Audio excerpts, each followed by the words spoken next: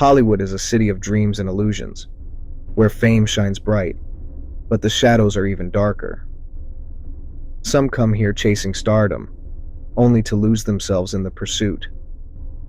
The streets are lined with broken dreams, whispers of those who vanished without a trace, swallowed by something far more sinister than failure. Behind the flashing lights and red carpets, there are doors that shouldn't be opened, deals that come at a terrible cost, and some who never make it out.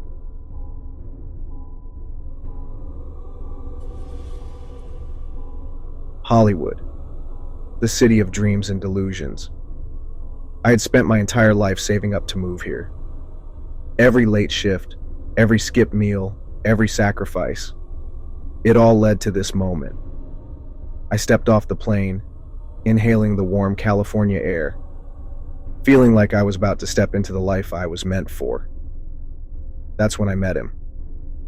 He was standing just past baggage claim, a tall, well-dressed man with slicked back silver hair and a crisp black suit. He had the air of someone important, someone who knew things. "You just get in?" he asked, smiling like he had been waiting for me. I nodded. "Yeah, just moved here, hoping to get into acting." His smile widened. Hollywood's always looking for fresh blood. Something about the way he said it made my stomach twist. Then he reached into his pocket and handed me a business card. It was thick, black, and velvety, with only a golden emblem pressed into the front. An eye with an hourglass inside the iris. No name, no number, just a single phrase. "Find me when you're ready." Hollywood wasn't what I thought it would be. For 3 months, I scraped by on shitty auditions, unpaid gigs, and serving overpriced drinks to people who barely noticed me. Everywhere I went, I saw people who had already made it, sipping champagne on rooftop bars, driving cars that cost more than my childhood home. Meanwhile, I was living in a roach-infested studio, eating dollar store ramen and wondering if I'd ever get my break. And then, one night, as I sat alone in my tiny apartment, staring at my negative bank account balance, I remembered the business card. I still had it, tucked in the back of my wallet, its golden emblem glinting under the dim light. I don't know why, but I whispered, "I'm ready." And just like that, my phone buzzed. I received a text message saying, "You've waited long enough. The time has come. Midnight, 455 Blackwood Drive. Don't be late." I didn't remember giving my number to anyone, but I didn't question it. I arrived at a mansion in the Hollywood Hills, so massive it could have swallowed an entire neighborhood. Men in tailored suits and women in glistening dresses stepped out of sleek black cars, guided by masked attendants in crisp white gloves. As I approached the gate, a man in a golden mask looked at me, then down at a list. He nodded once and stepped aside. I had never given them my name. Inside, the air smelled of perfume, cigars, and something metallic just beneath the surface. Crystal chandeliers hung overhead, casting flickering golden light on marble floors and red velvet walls. People laughed, drank, whispered secrets in dimly lit corners. At the center of the room, the man from the airport stood with a glass of red wine. He smiled. "Took you long enough." He introduced me to people I had only seen on movie posters and award shows. I shook hands with directors, laughed with studio executives, toasted with A-list actors. Everything was perfect. Too perfect. I should have left then. But the deeper I went, the harder it was to turn back. At some point, someone took my hand and whispered, "Let's go somewhere more private." A hallway stretched beyond the grand ballroom, lined with doors made of black wood. One of them stood slightly open. I stepped inside and immediately regretted it. The room was dark, lit only by red candlelight, and in the center stood a massive dining table, lined with plates of food. At first, I thought it was steak, dark and glistening under the dim light. Then I looked closer and saw the fingers, a hand, still attached to a forearm, its flesh carved in delicate slices. The guests were eating, their faces calm, refined, like this was normal. I stumbled back, knocking over a chair. The man from the airport appeared in the doorway. "You weren't supposed to see this yet," he sighed. I turned to run, and the guests all turned at once. They chased me through the mansion, not running, not screaming, just walking calmly, as if they knew I had nowhere to go. I found a door leading to a massive underground chamber, the walls lined with photos. Photos of past guests, all of them smiling. All of them later crossed out in red. And at the very end, a photo of me, with tonight's date written beneath it. I ran, through twisting hallways, past silent masked attendants who only watched. I burst into a room filled with mirrors. For a second, I thought I was alone. Then, one by one, the reflections stepped out. Copies of myself, their eyes black, their mouths grinning too wide. I screamed. And then I was back in the ballroom. Everything was normal again, as if I had imagined it. The man in the suit smiled. "You're free to go." I didn't question it. I ran out the door, onto the street, into the night. My car was still there. I got in, shaking, sweating, gasping for breath. I turned on the ignition. The radio crackled to life, and a voice whispered, "You'll be back."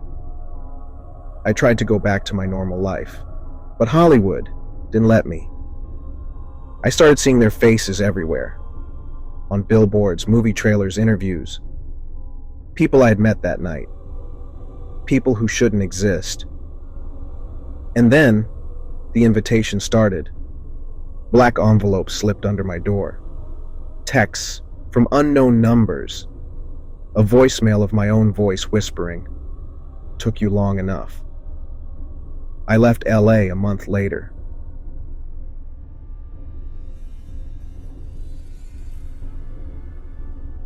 I'd been driving my cab for nearly 12 hours straight, picking up drunk tourists, influencers, and partygoers off Hollywood Boulevard.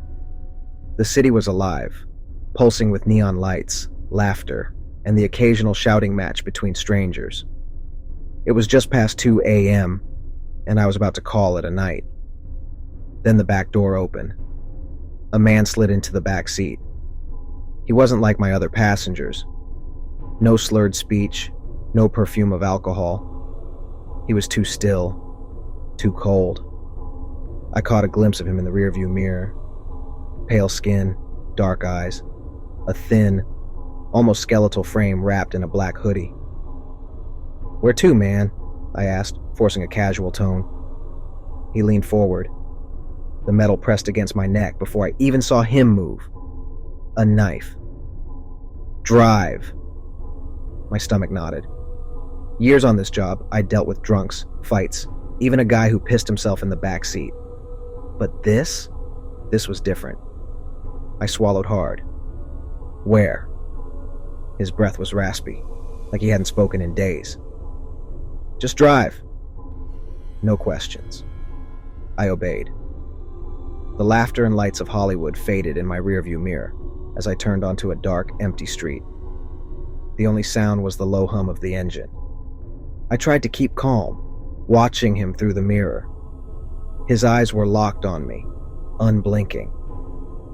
The knife in his hand never wavered. My heart pounded.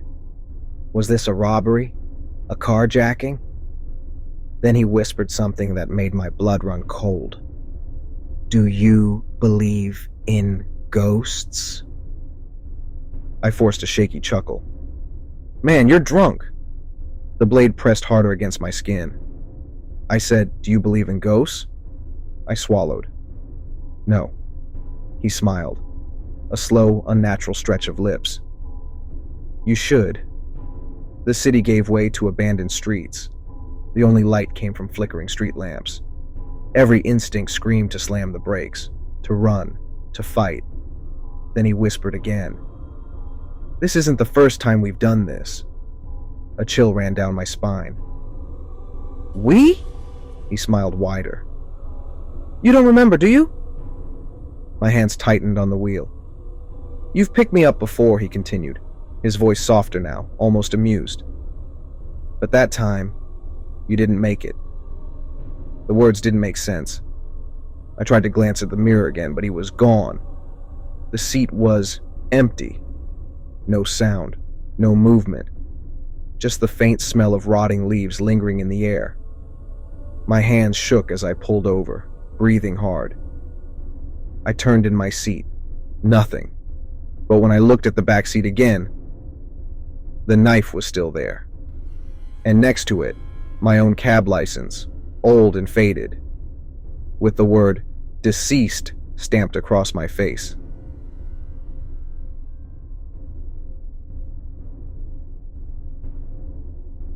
West Hollywood was alive that night, music spilling from packed bars, neon lights flickering against the dark sky, and the streets humming with the energy of people looking for their next big night out. It was supposed to be just another girls' night. Me, Jenna, Liv, and Vanessa, all dressed to kill, hopping from one spot to the next. That's when we met him. We were at an upscale rooftop lounge when he approached us. Tall, slick black hair, designer everything. Are you girls influencers? He asked, flashing a smile, too perfect to be real. Vanessa giggled. We wish, he grinned wider. I can change that. His name was Luca, and according to him, he was a big deal. His Instagram was full of photos with A-listers, shots from exclusive parties, private jets, VIP lounges. He scrolled through pictures of himself posing with rappers, actors, and billionaires. Ever heard of The List? He asked, lowering his voice. We shook our heads. He leaned in. It's the real Hollywood. Then, as if he was making a life-changing offer, he asked, You girls want to come to one of my events? 2 nights later, we arrived at the address Luca had texted us. A massive mansion sat behind gilded iron gates, high in the Hollywood Hills. Jenna shifted uneasily. Are we sure this is legit? Vanessa scoffed. He literally showed us his Instagram. This guy's friends with everyone. I wasn't convinced, but when the gates opened for us, I swallowed my nerves and stepped inside. The driveway was lined with black luxury cars, their engines silent and cold, as if they had been parked for a long, long time. At the entrance, 2 men in suits checked a list before letting us in. We hadn't given them our names. Inside, the mansion felt off. The music was soft, too soft, a far cry from the loud, chaotic parties we were used to. The guests were flawless, dressed in sleek black and gold, their faces eerily smooth and symmetrical. No one looked at their phones. No one was drinking. They were just watching. Liv grabbed my arm, whispering, I swear I know some of these people from Instagram. But when I looked closer, I realized they weren't moving. They were posing, like mannequins frozen in perfect angles. Then, all at once, they blinked. Luca appeared beside us, smiling, like we had just walked into paradise. I see you made it, he said, handing each of us a glass of champagne. Jenna hesitated. So, when did the celebs get here? Luca smirked. They're already here. I looked around. No one seemed famous, just beautiful, eerie, and wrong. Then Luca whispered, Let me show you something. He led us down a white marble hallway, past rooms with locked doors. At the end was an elevator. A golden emblem was etched into the doors, an eye with an hourglass inside the iris. I'd seen it before. on the business card he gave us. He pressed a hidden button, and the elevator descended silently. No numbers, no floors, just down, deep. When the door slid open, the air was thick and warm, tinged with something metallic. Rows of glass enclosures lined the room, each one holding a person. But they weren't Nora. Now. Some were crying, some were silent, their eyes blank and lifeless.